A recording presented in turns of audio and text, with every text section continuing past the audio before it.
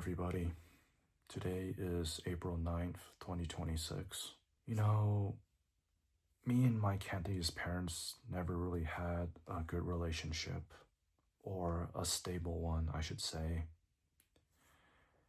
When we did get along, it was amazing, full of laughter, happiness, and love. 媽咪，生日快樂！ However, during the times when we did not, it was a living hell, especially for me. There were times when we argued so much that, despite living under the same roof, we would not talk to each other for weeks or even months. I thought that after I moved to Korea, we would get along better since we did not have to see each other every day. And we actually did get along a lot better. Unfortunately, things went really south last year in the fall. So I haven't spoken to my Cantonese parents for 6 months. Being estranged from my Cantonese parents now compared to back in the States, it feels different. Back in the States, even though we were not talking to each other, at least I was able to see them every day since we were living in the same house. But now that I'm in Korea, I can't see them. So this feels more like an estrangement. Being their only son, of course, I feel really sad. And every day, I just wonder, what can I do to have us reconcile? However, at the end of the day, I realize that this is out of my control. This Lunar New Year, I was really sad that I couldn't call my Cantonese parents and say, Happy New Year, 新年快樂，恭喜發財，身體健康，長命百歲. I actually felt more disappointed than sad because as their son, their only son, it was my duty to call them.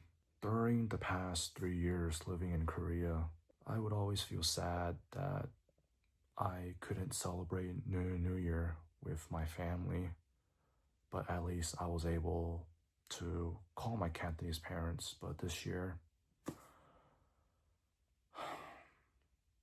I was truly all alone. My Cantonese mom's birthday was January, and I did try to reach out to her, but I found out that she blocked me. So I guess everybody is wondering what happened. Well, majority of it was due to politics. My Cantonese mom is from Guangzhou, so she is very pro-China. And yes, she was very against what I was doing for Hong Kong. She believes that Hong Kong is China, Hong Kongers are Chinese. We've had a lot of arguments because of this. And another reason was, well, I'm currently in a relationship with a Hong Konger. My mom did not approve of it, and she actually said some really heinous things about her. And I lost it and yelled at her for that. My Cantonese dad, well, he is also from Guangzhou, but due to the Cultural Revolution, he escaped to Hong Kong when he was 18. He's not pro-China, but he thinks that we should not insult CCP. He believes that it is better to stay out of trouble. However, he does believe that Hong Kong is part of China and Hong Kongers are Chinese. The only difference with my Cantonese mom is he would not provoke or argue with me about this. So my Cantonese dad has a younger brother who is very pro-China, actually pro-CCP. For example, if anyone insults Mao Zedong, he would get really upset and aggressive. Back in 2023, during my final months in the US, he intentionally caused me to have an allergic reaction. And he did not attempt to help me.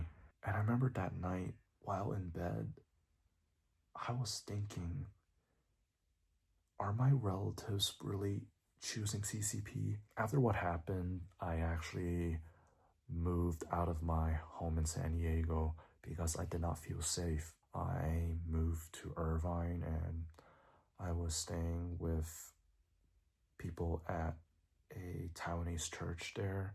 Then, with the help of my pastor, we were able to get him to confess what he did and had him arrested. Unfortunately, the outcome of his punishment was really light, but I felt like it was better that I did something than to do nothing. My Cantonese dad, he attempted to tell me to not press charges, saying that he's your uncle, just forget about it, okay? It was only last year he found my video where I talked about what happened. He called me and demanded that I remove the video. But that's not the part that made me upset.